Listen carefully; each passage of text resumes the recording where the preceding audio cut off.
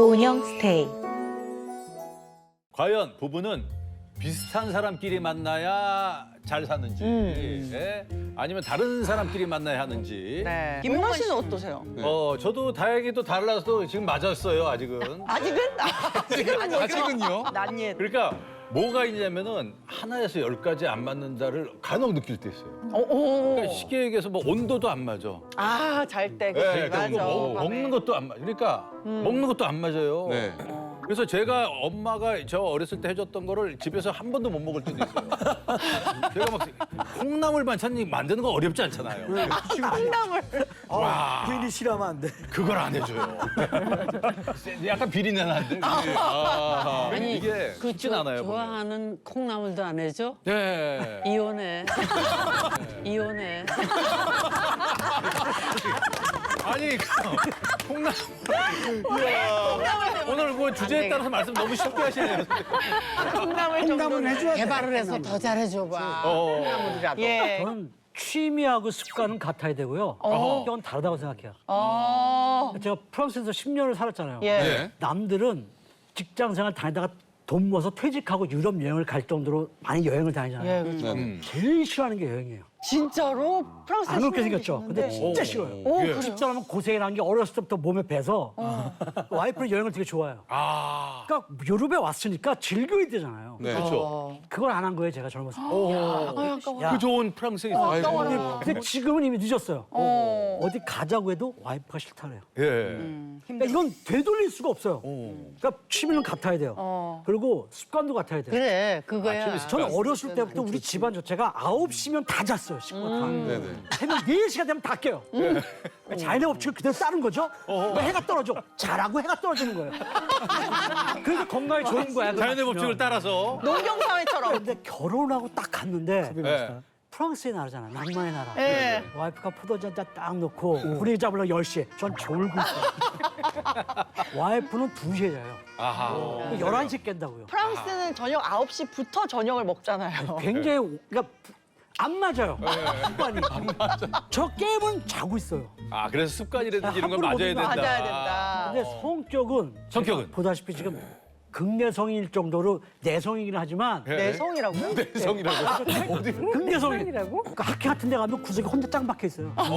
밥도 혼자 먹어요. 근데 아는 사람도 있으면 네. 굉장히 활발한데 아는 사람 좀 네. 열리고. 열을 확 올랐다가 확 떨어져요. 오. 근데 제 와이프는 굉장히 차분해요. 아. 싸움이 나면 예. 막 싸움 쳐요. 예. 가만히 있어요.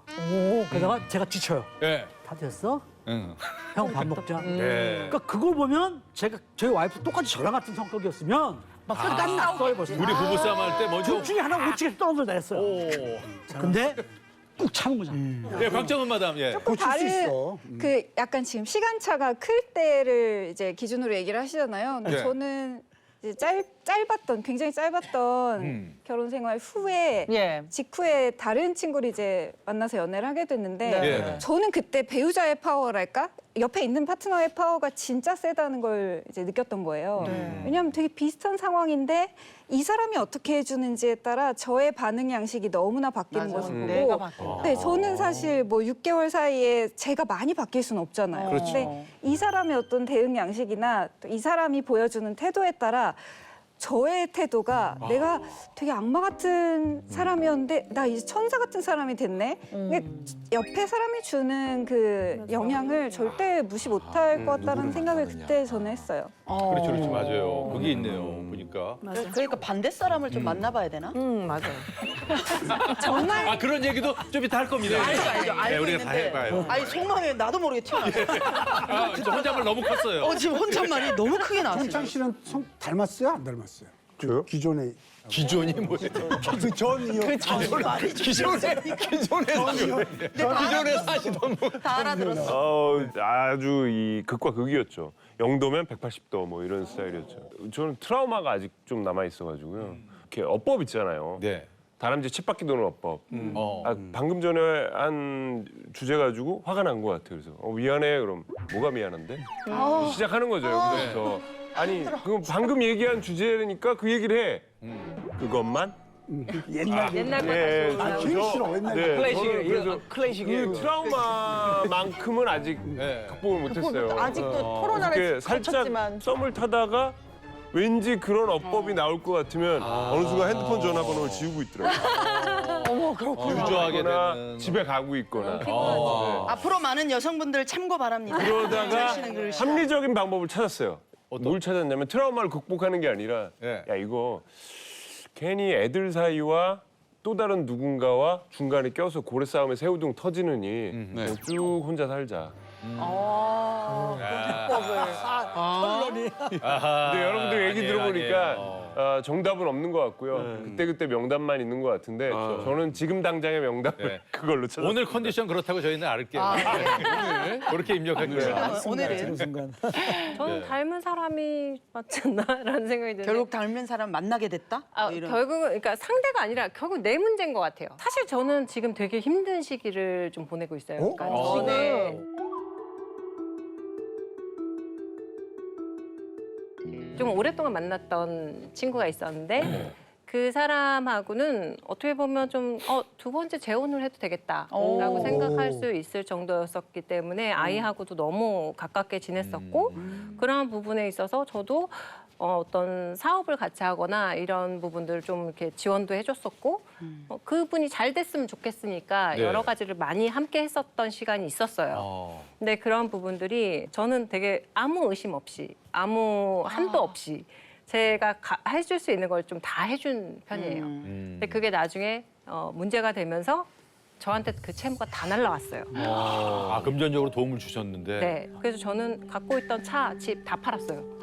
다 싹 다 팔고 정리할 거 다 정리하고 그럼 내가 할 수 있는 게 뭐지? 아직도 남은 채무가 있는데 막 이런 것들을 하다가 도저히 막을 수가 없는 부분이 딱 생기더라고요. 그때 전 남편한테 전화를 했어요. 오, 이 세상에서 네. 이게. 예. 그러니까 저도 제가 이제 뭐 방송을 하는 상황이고 아무도 얘기를 뭐 오픈할 수가 있는 상황이 그렇죠. 아니었어요. 예. 그러니까 누구 지인들이나 뭐 이렇게 뭐 부탁할 예. 수도 없고 괜히 얘기 보풀이 나갈 수도 있고. 네, 그러니까 오해의 소지가 있고 뭐 알지도 못하면서 기사화가 될 수도 있을 것 같고 그렇죠. 막 이런 부분들이 있어서 되게 막 몇 년을 좀 힘들어했었어요. 근데 그거를 그래도 내 편일 수 있겠다라고 한 거는 애 아빠밖에 없었기 예. 때문에 아 나 이래 해가지고 지금 급하게 조금 어느 정도 자금이 필요하다라고 했는데 그거를 정말 단 뭐 얼마의 고민도 없이 얼마가 필요한데 언제까지 내가 해줄게. 너무 고맙다. 그건 사실 전 남친 때문에 겪게 된 위기를 그렇죠. 어떻게 보면 커버를 해준 거잖아요. 그래서 그때는 되게 고마웠어요. 너무 고마웠어요. 그래서 그때 도움을 조금 받고 그걸로 해결이 된 그 정도의 수준은 아니었어요. 워낙에 이게 큰 건이어서 제가 그 뒤에도 몇 년을 계속 그러고 지금도 사실 저는 약간 일부를 또 갚아 나가야 되는 상황이고 막 이런데 제가 돈이나 이런 거는 아 그래 내가 일을 하면 되지 내가 갚을 수 있겠지? 막 이렇게 생각하면서 내가 하면 되지라고 했는데 그 사람에 대한 신뢰를 잃은 거에 대해서 그게 더 타격이 큰 거예요. 왜냐면 저는 정말 그러니까 우리 딸한테 거의 뭐 아빠처럼 제2의 아빠처럼 딸랐던 그 부분에서 어떻게 우리한테 이렇게까지 타격을 입힐 수 있을까라는 것과 그냥 사업은 사실 망할 수도 있어요. 그것까지 난 이해하겠어. 근데 네.